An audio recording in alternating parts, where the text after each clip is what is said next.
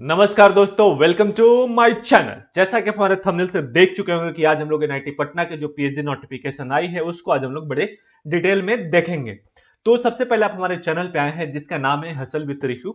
And इस channel पे मैं बहुत सारे इंस्टीट्यूट के जो पीएचडी नोटिफिकेशन आई है उस पे मैंने वीडियो ऑलरेडी बना रखा है। तो आप यहाँ पे देख पा रहे होंगे कि मैंने बहुत सारे इंस्टीट्यूट का यहाँ पे वीडियो बनाया है। तो इसमें से कोई भी आपका ड्रीम कॉलेज है एंड आप जहाँ पे यहाँ पे अप्लाई करना चाहते हैं, तब आप प्लीज आप एक बार हमारी वीडियो को देख लीजिए। वहां पे मैंने बड़े डिटेल में उसके एडवर्टीजमेंट को बना रखा है कि क्या क्या उनकी एलिजिबिलिटी है एंड क्या उसका डेडलाइन है। अगर डेडलाइन वहां पे बचा हुआ है एंड आप वहां पे अप्लाई करना चाहते हैं तो प्लीज आप वहां पे अप्लाई कर दीजिए एंड प्रिपेयर कर लीजिए आप अपने पीएचडी के जो एंट्रेंस और जो इंटरव्यू होंगे उसके लिए।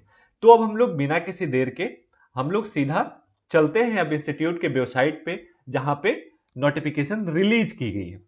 तब हम यहाँ पे एनआईटी पटना के जो वेबसाइट है जहाँ पे पीएचडी नोटिफिकेशन रिलीज की गई वहां पे हम अपन पहुंच चुके हैं। एंड यहाँ पे आप देख पा रहे होंगे इंपॉर्टेंट नोटिस है, यहाँ पे है application are invited for the PhD admission to the PhD programme academic year 2025-26 even semester के लिए। इवेंट सेमेस्टर यानी कि जो जनवरी से लेके जून तक चलती है।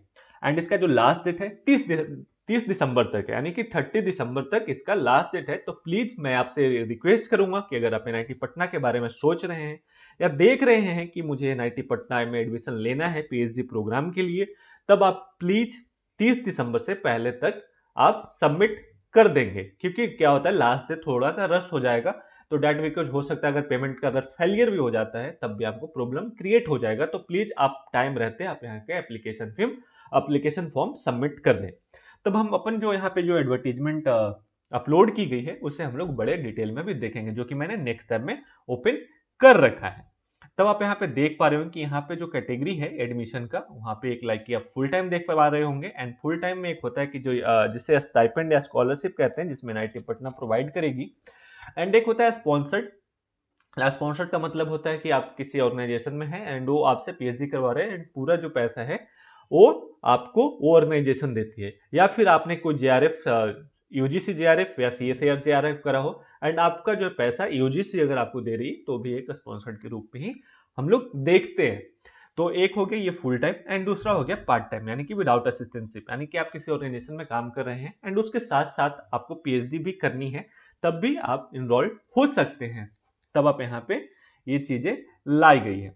एंड अगर यहीं पे अगर उसके बाद अपन बात करें तो लाइक कि यहाँ पे सिलेक्शन फॉर जेआरएफ एसआरएफ भी है। The sufficient number of additional position of for JRF SRF is externally funded project currently under execution at the institute candidate who fulfil the minimum eligibility criteria. ठीक है, तो ये चीजें यहाँ पे mention की गई है।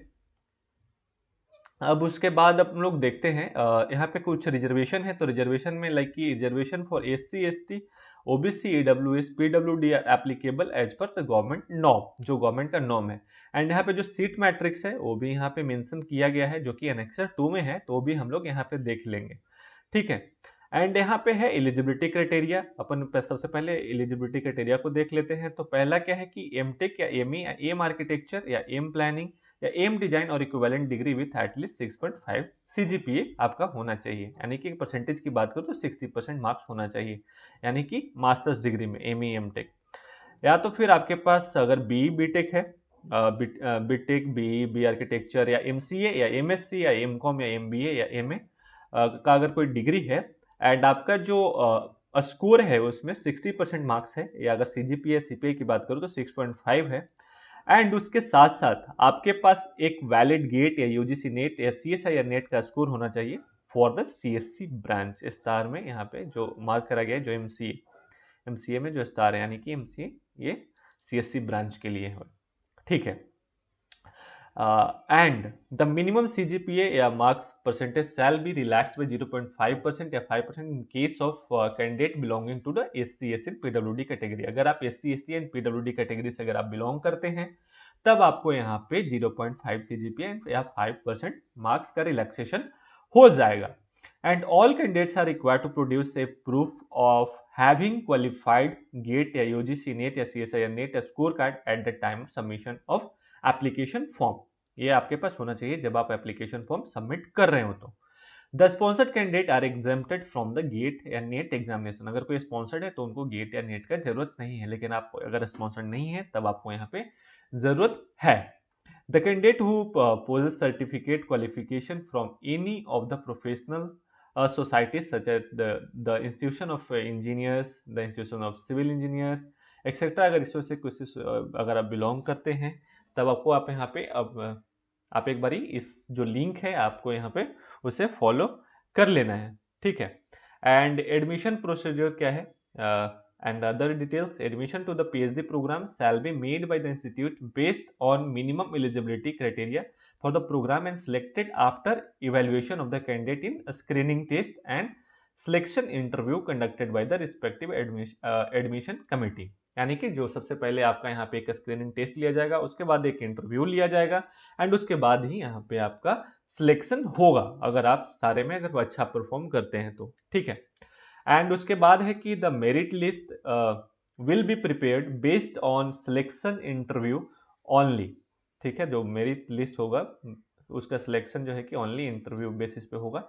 And admission will be strictly based on merit subject to verification of document and original certificate. मतलब कि आपका जब एडमिशन के लिए आप जाएंगे तब या वेरिफिकेशन के लिए तब आपके पास सारे डॉक्यूमेंट्स ओरिजिनल फॉर्म में होने चाहिए।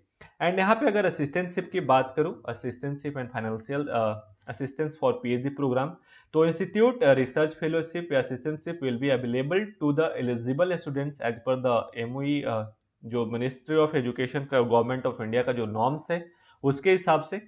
The period and amount of research fellowship shall be as per notification of the competent authority from the time to time.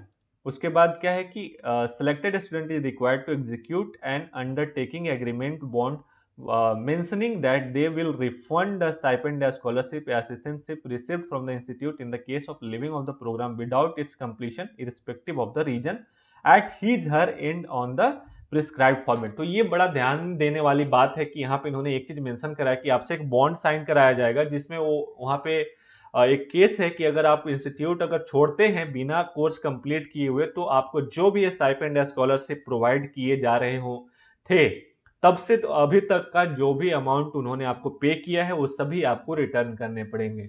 ये बड़ा इंपॉर्टेंट चीज है, आप इसको भी ध्यान में रखना है कि अगर आप एनआईटी पटना में एडमिशन ले रहे हैं तब आपको यहां से कंप्लीट ही करना है, बीच में आपको छोड़ना नहीं है, ठीक है। एंड उसके बाद है admission test detail and marks distribution की अगर बात कर लूँ तो यहाँ पे है कि there will be screening test conducting of 100 marks का स्क्रीनिंग टेस्ट होगा। The qualifying screening test marks is 40%, ठीक है। 40% है किनके लिए, जनरल एंड ईडब्ल्यूएस के लिए। आपको अगर आप जनरल एंड ईडब्ल्यूएस से अगर बिलोंग करते हैं तो आपको यहाँ पे स्क्रीनिंग टेस्ट में 40% मार्क्स इंटरव्यू के लिए के एलिजिबिलिटी के लिए आपको लाने ही हैं।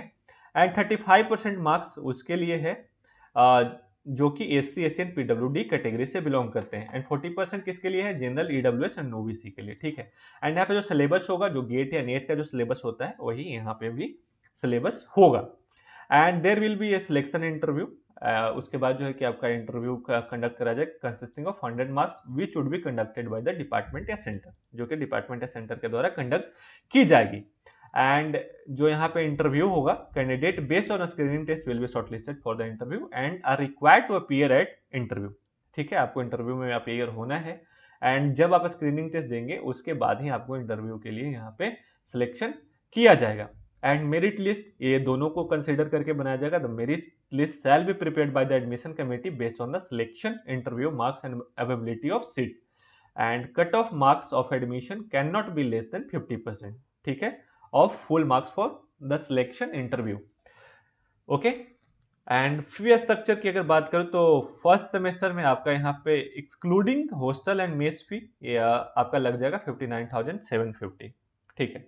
Document required for verification during screening test interview and admission, यहाँ पे कुछ डॉक्यूमेंट जो यहाँ पे मेंशन किए गए हैं कि आपके पास एक जब आप जाएंगे इंटरव्यू या स्क्रीनिंग टेस्ट के लिए तो आपके पास एक यहाँ पे जो आपका एक आईडी है गवर्नमेंट ऑफ इंडिया के द्वारा जो इशू की जाती है, लाइक कि आधार कार्ड, पैन कार्ड या ईपिक कार्ड या ड्राइविंग डीएल या वगैरह, इसमें से कोई एक चीज होना चाहिए। And original along with one self attested copy, आपका एक सेल्फ अटेस्टेड कॉपी हो और उसके साथ ओरिजिनल भी आपको चाहिए होगा।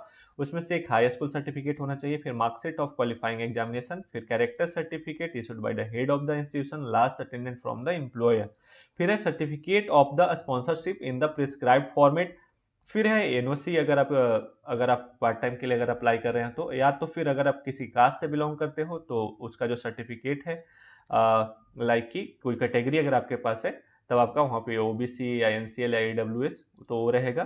फिर downloaded application form along with the proof of an online payment, like कि जब आप एप्लीकेशन फॉर्म फिल करेंगे तो उसको भी आप प्रिंट करके आप सेव कर लेंगे, एंड जब आप कैरी कर रहे होंगे तो जो प्रिंट आपने एप्लीकेशन का लाया है उसको भी आप अपने डॉक्यूमेंट्स के साथ रख लेंगे, एंड उसका जो पेमेंट का प्रूफ है वो भी, एंड उसके बाद गेट या नेट का स्कोर कार्ड। ठीक है, तो ये सारे डॉक्यूमेंट्स आपको रिक्वायर्ड होंगे। And documents eight the time of admission के टाइम पे जो यहाँ पे पासपोर्ट साइज फोटो जो 4 होने चाहिए, एंड यहाँ पे proof of payment for admission fee, and उसके बाद 2 set of self attested copy of all document listed at serial number 2, जो कि वहाँ पे मैंने मेंशन बता दिया अभी।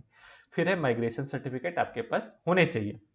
एंड एप्लीकेशन प्रोसीजर, ये तो ऑनलाइन ही फॉर्म फिल करना है, जिसका लास्ट डेट है 30 दिसंबर के शाम के 5 बजे तक की है।